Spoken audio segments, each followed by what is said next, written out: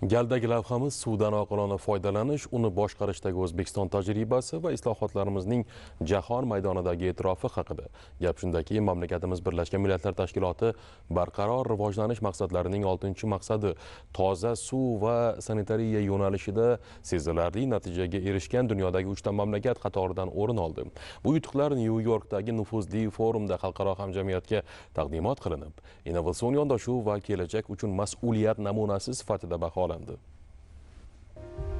Yer yuzining 71% suv bilan qoplangan bo'lsa-da, insoniyat erkin foydalana oladigan toza ichimlik suvi hatto 1% ga ham yetmaydi. Shuning uchun bu ne'mat kelgusida neftdan ham qimmat tabiiy boylikka aylanishi kutilmoqda. Zero qora oltinni muqobil manbalar bilan almashtirish mumkin, ammo suvning o'rnini to'ldirish imkonsiz. Birlashgan Millatlar Tashkiloti hisob-kitoblariga ko'ra 2050-yilga kelib, dunyo aholisining yarmidan ko'pi suv yetishmovchiligi muammosiga duch keladi. Markaziy Osiyo esa dunyodagi eng suv tanqis mintaqalardan biri. Bu yerda eng katta iste'molchi O'zbekiston. Demografik o'sish, iqlim o'zgarishi, muzliklarning erishi kabi omillar natijasida 2030-yilga borib mintaqamizda suvga bo'lgan talab mavjud resurslardan 15-20% ga yuqori bo'lishi taxmin qilinmoqda. Uni asrab-avaylash esa bugunning strategik muhim vazifalaridan. O'zbekistonning bu borada o'z maqsadlari, rejalari, sohada erishilgan yutuq va namunaviy yondashuvlari bor. Ularning barchasi suvni boshqarishdagi samarali tajribalarimiz ayni kunlarda Nyu-York shahrida o'tkazilayotgan Birlashgan Millatlar Tashkilotining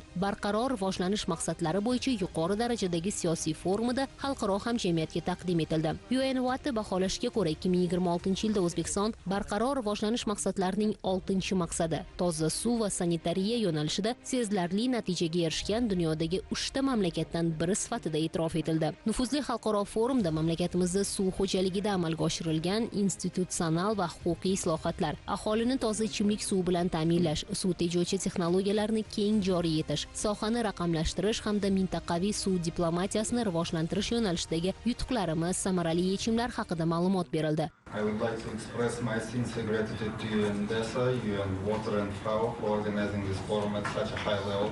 Under the leadership of His Excellency President Shavkat Mirziyoyev, ushbu forumni yuksak saviyada tashkil etgani uchun Birlashgan Millatlar Tashkiloti tuzilmalariga samimiy minnatdorchiligimizni bildiraman. Prezidentimiz Shavkat Mirziyoyev yetakchiligida suv masalasi davlat siyosatining strategik ustuvor yo'nalishlari darajasiga ko'tarildi. Suv xo'jaligi vazirligining tashkil etilishi, yangi suv kodeksi hamda 2030-yilgacha suv xo'jaligini rivojlantirish strategiyasining qabul qilinishi kabi yirik institutsional va huquqiy islohotlar suv boshqaruvini yagona, integratsiyalashgan, hisobdor va natijadorlikka yo'naltirilgan tizimga aylantirdi. Aholini toza ichimlik suvi bilan ta'minlash 2017-yildan buyon ichimlik suvi ta'minoti sohasiga yo'naltirilayotgan investitsiyalar hajmi 10 barobar oshirildi. Markazlashtirilgan toza ichimlik suvi hamda zamonaviy oqova suv infratuzilmalaridan foydalanish imkoniyatlari kengaytirilib, suv ta'minoti va oqova suv xizmatlari yaxshilanishi natijasida 20 milliondan ortiq aholi, ya'ni O'zbekiston aholisining yarmidan ko'prog'i ushbu imkoniyatlarga ega bo'ldi. Ushbu natijalar O'zbekiston suv va salomatlik to'g'risidagi bayonnoma bo'yicha o'z zimmasiga olgan majburiyatlarini to'laqonli bajarayotganidan dalolat beradi.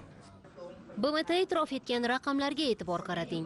O'zbekistonda suv stress ko'rsatkichi 2017-yildagi 169% dan 2022-yilda 122% gacha pasayib, 47 punktga kamaydi. Bu mamlakatdagi mavjud chuchuq suv resurslarining qancha qismi har yili iste'mol qilinayotganini ko'rsatadigan indikatordir. Oddiy qilib aytganda, suvga bo'lgan talabning mavjud suv zaxirasiga nisbati. BMTning ushbu ijobiy xulosasi O'zbekistonda suv resurslarini barqaror boshqarish, suv tejovchi texnologiyalarni keng joriy etish va sohani modernizatsiya qilish bo'yicha amalga oshirilayotgan tizimli islohotlarning xalqaro darajada yuksak e'tirof etilayotganidir. Delegatsiyamiz a'zolarining global tuzilma vakillari bilan ikki tomonlama uchrashuvlarda ham ayni jihatlar e'tirof etildi. Jumladan, Birlashgan Millatlar Tashkiloti bosh kotibi o'rinbosari va taraqqiyot dasturi administratori o'rinbosari Hao Lianshuy ushbu keng ko'lamli yangilanishlar bevosita Prezident Shavkat Mirziyoyevning qat'iy siyosiy irodasi va uzoqni ko'zlagan strategik yondashuvi tufayli hayotga tatbiq etilayotganini qayd etdi. Suv xavfsizligi va barqaror rivojlanish maqsadlariga erishish yo'lida mamlakatimiz bilan sheriklikni yangi bosqichga ko'tarish zarurligiga urg'u qaratgan BMT bosh kotibining iqtisodiy va ijtimoiy masalalar bo'yicha o'rinbosari Li Junhua esa O'zbekiston tomonidan ilgari surilgan strategik tashabbus Samarqand shahrida o'tkazilishi rejalashtirilgan suv tejash bo'yicha Butunjahon forumiga BMT maqomini berish hamda ushbu tadbirni global miqyosdagi doimiy platformaga aylantirish taklifini to'liq ma'qulladi. BMT oziq-ovqat va qishloq xo'jaligi tashkilotining Nyu-Yorkdagi byurosi direktori Angelika Hakkomi ham O'zbekistondagi suv islohotlarini yuqori baholab, sohada gender tenglikni ta'minlash, xususan ayollar suv haftaligining tashkil etilishini alohida e'tirof etdi. Uchrashuvda FAOning dunyo davlatlari suv qonunchiligini jamlagan WaterLex bazasida O'zbekistonning suv kodeksiga alohida e'tibor qaratish va ushbu platformaga kiritish yuzasidan kelishib olindi. Birlashgan Millatlar Tashkilotining suv resurslari, atrof muhit va salomatlik instituti direktori professor Kavi Ahmadani ham O'zbekistonda suv xavfsizligini ta'minlash borasida amalga oshirilayotgan islohotlarni e'tirof etdi. Hamma davlatlar ham O'zbekiston prezidenti kabi suv masalasiga strategik ahamiyat berayotgani yo'q. Aksariyat mamlakatlarda mavjud suv muammolarining tub ildizlarini ko'p tomonlama baholash va ularga tizimli yechim topishga yetarlicha e'tibor qaratilmayapti, deya ta'kidladi tuzilma direktori.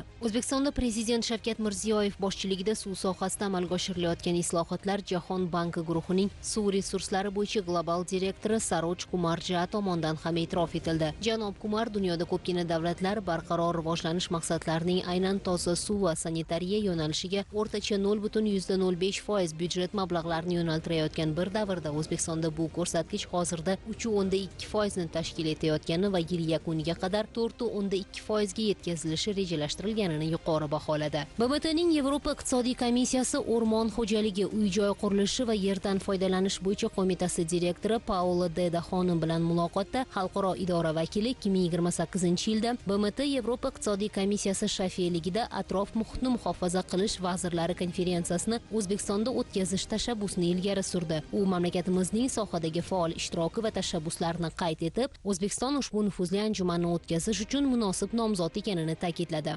Delegatsiyamiz a'zolari yana Finlandiya va Niderlandiya davlatlarining suv masalalari bo'yicha maxsus elchilari bilan ham muloqot qilib, sohada o'zaro tajriba almashinuvi va qo'shma loyihalarni amalga oshirish, suv resurslarini oqilona boshqarish yo'nalishida yaqin hamkorlik qilish yuzasidan kelishuvlarga erishdilar.